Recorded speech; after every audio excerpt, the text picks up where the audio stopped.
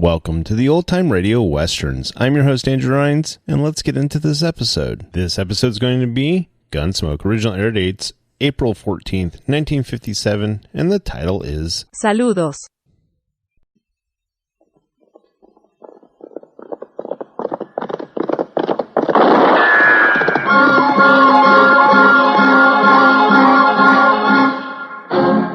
Around Dodge City and in the territory on West, there's just one way to handle the killers and the spoilers, and that's with a U.S. Marshal and the smell of Gunsmoke.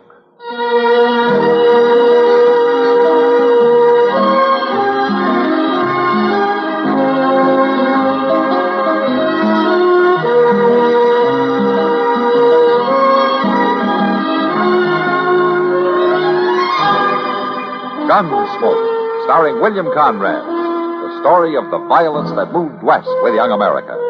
And the story of a man who moved with it. I'm that man. Matt Dillon, United States Marshal. The first man they look for and the last they want to meet. It's a chancy job, and it makes a man watchful. And a little lonely.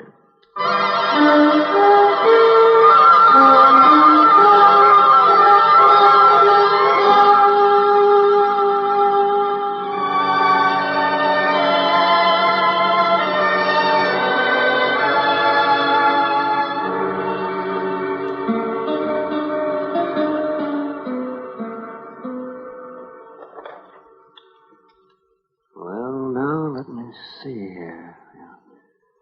Oh, yes. Uh-huh. Hand me those forceps, will you, Matt? Is this what you mean, Doc? Yes, that's right. Now, we'll just... Yeah. Well, at least we got the bullet out. What do you think, Doc? Well, I'm not the good Lord, Matt. Maybe and maybe not. Any, chance of me talking to her now? No, not for half an hour or so. Until the chloroform wears off. Just think of it. 60 miles on horseback. With a bullet in it. I tell you, Indians have got more endurance than any race alive. Yeah, but Sochi's only half Indian, Doc. And that's what worries me. She couldn't give you any description at all, huh? Now, Matt, you know that all white men look alike to an Indian. She said she'd know him if she saw him, though. And she kept saying it until she passed out. Yeah, I'll bet she'd know him. He shot her husband down right in front of her and then tried to kill her when she ran. Well, there can't be too many white men in the Choctaw Basin this time of year. Well, whoever did it, you get him, Matt. Little slip of a girl. Pretty as a fawn. 60 miles and bleeding all the way. Mr. Dillon? Yeah, what is it, Chester? We got an answer to that telegraph, Mr. Dillon. No? The garrison commander at Fort Cougar Pass says only 3 men have gone into the basin from the west since the thaws. 3, huh? Mm-hmm. Does he know any of them? Well, he didn't say so. More than likely they're trappers shortcutting down from the hills. Well, if they haven't come out this end, it's one of those 3. Nobody winters in that basin except a few Indian families like Sochi and her husband. Well, we could find out from Ben Taylor there at Laurel Grove Trading Post. That's where they'd have to come out at. Doc, I'll be at the jail if she comes to. All right, man. Doc, Miss Kitty's out in the other room. She wants to know maybe can she help. She sure as the dickens can. You send her in, Chester. All right. Come on, Chester. I'll go out with you. How is she, Matt? Oh, I don't know, Kitty. Doc had to put her under chloroform to take the bullet out. She's very weak. It's Sochi, isn't it? The half-breed girl who married Walking Deer last spring? Yeah, that's the girl. Yeah, I remember seeing her around Dodge. She's a lovely little thing. Just beautiful. I guess maybe that's what caused it, Kitty. What do you mean, Matt? What happened? Well, all I know is what she managed to tell Doc when she stumbled into his office. Seems that some white man rode into their winter camp up in the Choctaw Basin and asked her and her husband for something to eat. When they gave it to him, he hauled out a gun and killed Walking Deer and then fired a shot at her when she ran for her horse. But she got away. Hanging's too good for whoever did that. Maybe, but it'd do in a pinch. Matt, was she able to describe him? Not so far, but she's sure she'll know him if she sees him again. Then you make sure she does see him, Matt. I was kind of planning to. Oh, look, Kitty, I think Doc could use some help in there. Huh? Oh, yeah. Figured he could. That's why I came over.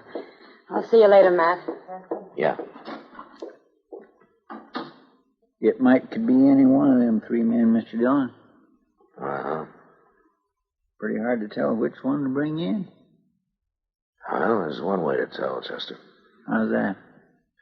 Ride into the basin, round up all three of them, and bring them back here to Dodge.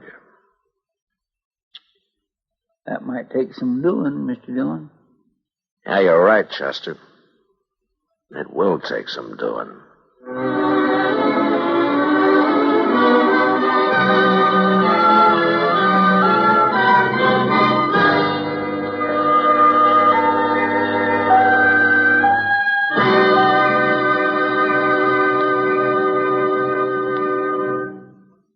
How would you like to improve your position in your unit? Or perhaps you'd like a change in classification. Well, a step in the right direction would be a course with the United States Armed Forces Institute. Yes, a course with USAFI is an indication of your desire to improve yourself. In the past 20 years, USAFI has proved conclusively that men who use their off-duty time constructively are more proficient in their military duties. See your education officer about a USAFI course.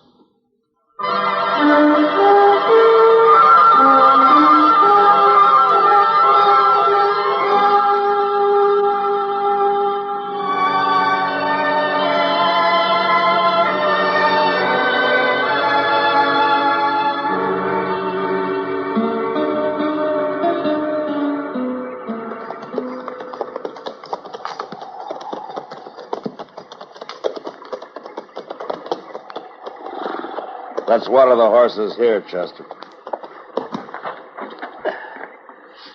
We may have to leave the creek pretty soon to take a look up some of those ravines. All right, sir, Mr. Dillon. Oh. By jing, it's just going to come to one of two things sooner or later. Either that saddle is going to have to change to fit me, or I'm going to have to change to fit it. Take a look at yourself from the rear sometime. Well, now, that ain't too easy to do. I guess you'll have to take my word for it. The saddle's not changing. That's about what I figured. Here, now, horse, quit sucking wind in there when you drink. We've got a lot of ground to cover. No, not too much more, maybe. The basin's not over 12 or 14 miles across. Yeah, but they might have rode right on through, Mr. John. One or two of them, anyway. Now, Ben Taylor says no. He might have missed seeing them. Yeah, well, Ben knows when a rabbit passes his place. Yeah. He sure enough seen Sochi come riding out hell-bent for leather. Chester. The horses. Maybe we're in luck, Mr. John. Yeah, I think we are. There they come. 3 of them. All together. By golly, we won't have to round them up after all. No. Just get them to Dodge. That's all.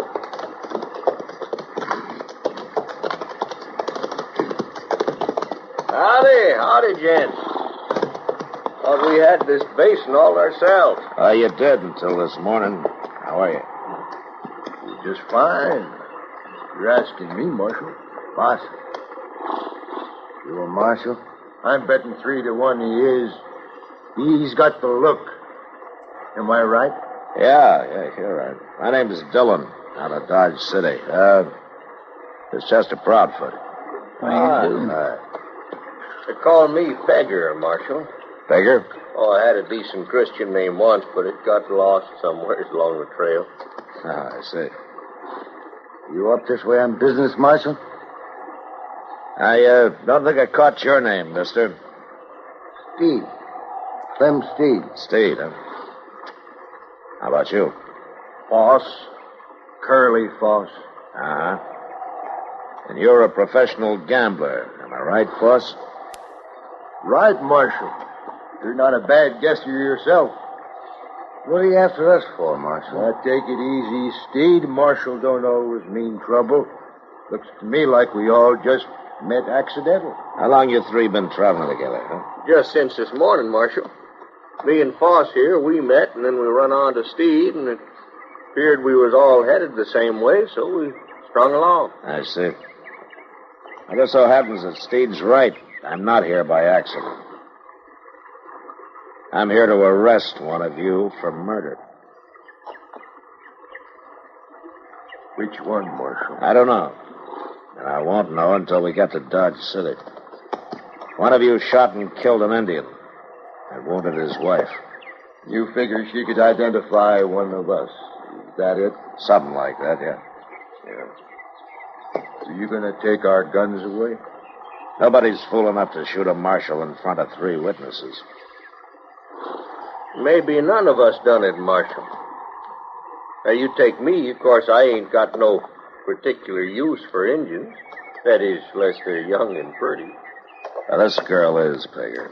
They're all a bunch of sneaking thieves. What's the difference if one gets killed more or less? Is that the way you figured it yesterday morning, Steve? I ain't seen an Indian in the last 2 weeks. Well, you're gonna see one tomorrow in Dodge City. Marshal, suppose we was to object to that. Are you objecting, Foss? No, just wondering. Uh-huh. Anybody else wondering?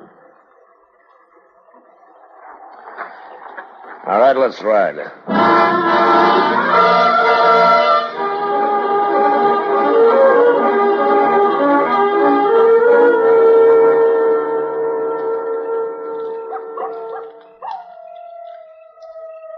How's the coffee coming, Chester? Oh, I reckon it's boiled about long enough, Mr. Dillon. Give it another half minute, though, just to make sure. Coffee's no good if it ain't strong. Well, then, by golly, it must be strong, Steed. Because it smells good. It smells mighty good to me. Oh, Pegger, I make the best coffee in Dodge City, bar none. Yeah. Anything tastes better on the trail. Them beans and bacon we just had, if I was to get them served up to me in a restaurant, maybe in Frisco or St. Louis, I'd just pitch them out on the floor. Come to eat them here by the fire, they tasted pretty good. Well, no, I like beans and bacon in a restaurant, as far as that goes. Chester, you just like to eat. It doesn't make much difference what. Well, no, there's some things ain't fit to eat. And one of them's Indian grub. No dog would eat the stuff they do. He didn't eat their food, Steve. He just asked for it to get them off their guard. Who asked for it? Now, look here, Marshal. I ain't even seen no Indian. I didn't say you had. Well, anyway, good food and good drink now. Man can't ask for much more than that in life. Oh, I don't know. The river boats is where you find the best. I used to run the faro bank on the Delta Queen between New Orleans and Memphis. Mr. Dillon, you notice them coyotes is shut up? Yeah. There's an animal of some kind prowling off there in the brush. I've been listening to it. Only 1 or 2 animals would cause coyotes to shut up. Hey, what the devil's that? It's a cougar. That's what it is, a dang cougar. I'll fix that. Hey, you're wasting bullets, Steve. You can't see anything out there in the dark. Rifle's what you got to use on a cougar. You just let me get one good look. Pegger, drop that rifle. Well, sure, Marshal. Drop it. All I did was stumble. That's all. You don't think I went to shoot that close to you, did you? From now on, there'll be no more shooting unless I give the word. That includes you, Steve. I hate cougars. I'll kill them on sight. Feel the same way about Indians, do you? You saying I'm a murderer? I'm saying one of you is. It ain't me. Now, we'll see when we get to Dodge City.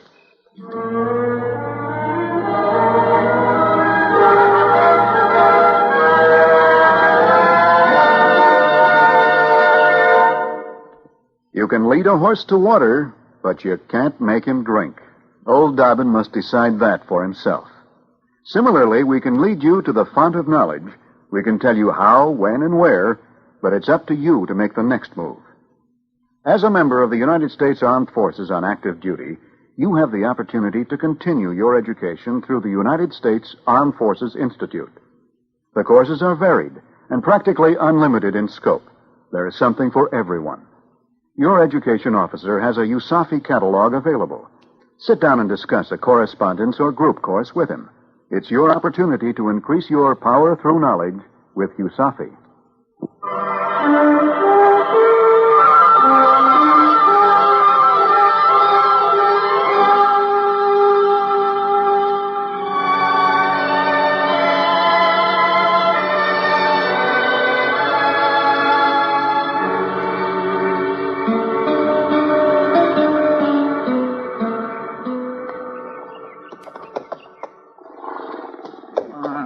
Come on, gosh darn you.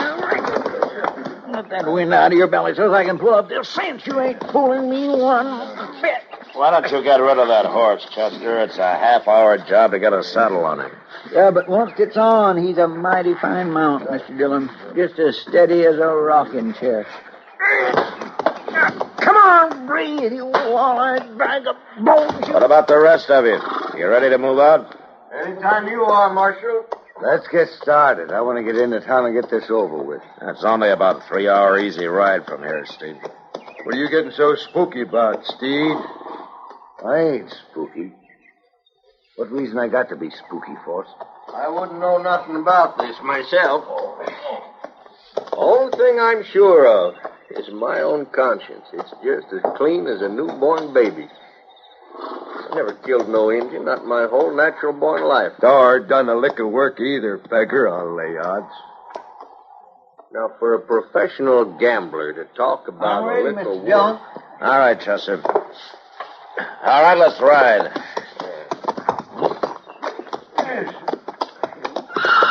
Hey, hold on to that brute of yours, Steve. He tried to savage me. Got him trained that way, Force. He always goes for card shots. You wouldn't be asking for a bullet in your guts, would you? Anytime you think you're fast enough. All right, hold it, both of you. It's all right, Marshal. Steed's just mouthy. We'll see about that. The Marshal won't always be around. Well, he's around right now, gents. I suggest you better take it easy. Steed, I told you to keep that animal away. Hey, his horse bolted on him. Or else he's trying to get away. Steve, you and Bigger stick close together and ride easy. Keep that rifle on him, Chester. Yes, sir. All right, now you two just sit there easy like, and we won't have no...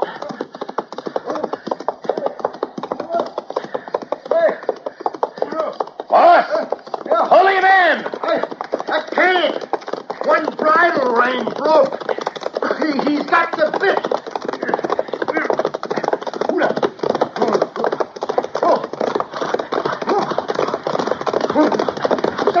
All right, boss, just steady him along. Yeah, right, Marshal. If I can get a hand on that bridle. All right. Easy, boy. Easy, boy. Easy now. Easy. All right.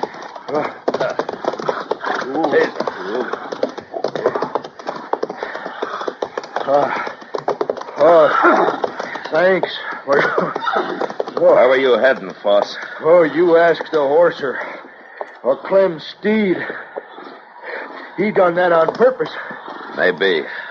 I guess I'm more used to a stagecoach seat than a saddle. You stayed with him pretty good. Yeah. Well, there's no harm done, Foss. We're just that much farther along toward Dodge City.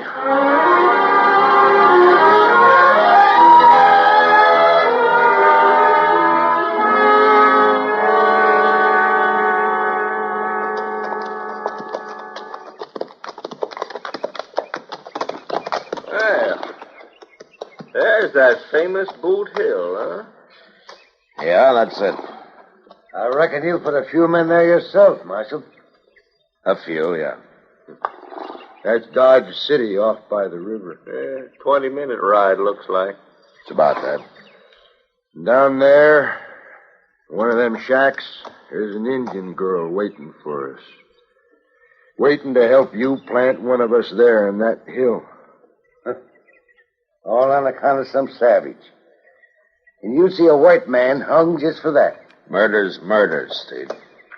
There's some that'd disagree with you, Marshal. They can disagree if they want to, Foss, but they still don't have the right to kill. Now, Marshal, that's not the way I figure it. Hey, Put your hand, Marshal. Get him up. Now, the rest of you. You're thinking of dealing in to help him. Just don't. It ain't my fight. Nor mine. All right. And you know, Marshal, I just hate to miss getting another look at that little Indian filly. Prettiest I ever saw. You admit killing her husband, Pegger? And shooting her? I wouldn't have hurt her if she didn't run. She just lost her head when she seen me kill him. All right, Pegger, you're under arrest. What? That's kind of funny, seeing as how you're under my... Stay back there, Marshal. I'll blast you Give short. me that gun. All right, if that's the way you want it. You... Hey, no. What the... It's no use, Pegger. You can lay a man's head open pistol whipping him like that. That's right, Foss. All right, Chester, get him back on his horse and tie his hands behind him. Yes, sir. It's lucky for you his gun misfired that way, Marshal. It wasn't luck, Foss. I pulled the loads on his cartridges during the night. You knew it was him? No. Chester and I pulled the loads out of all three of your guns.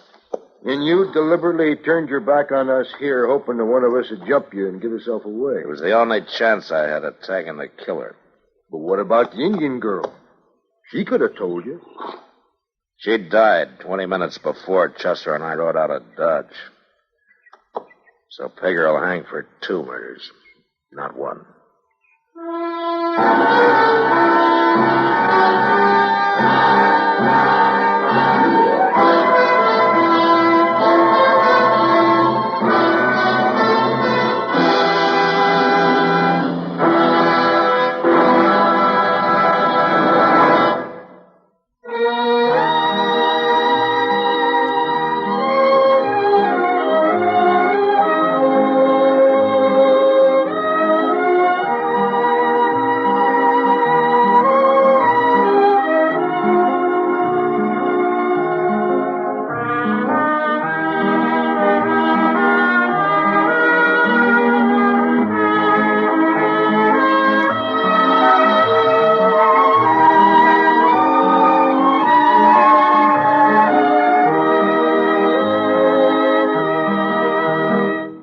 Gunsmoke, produced and directed by Norman McDonald, stars William Conrad as Matt Dillon, U.S. Marshal. Featured in the cast were Parley Bear as Chester, Howard McNear as Doc, and Georgia Ellis as Kitty. George Walsh speaking. Join us again next week for another specially transcribed story on Gunsmoke. This is the United States Armed Forces Radio and Television Service.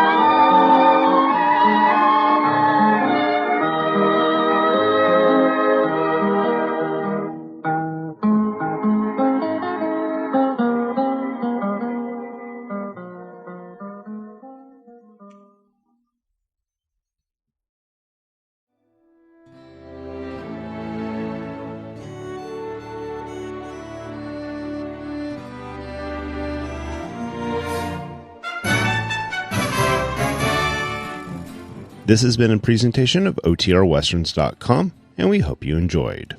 Please take some time to like and rate our shows in your favorite podcast application. Follow us on Facebook by going to OTRWesterns.com/Facebook.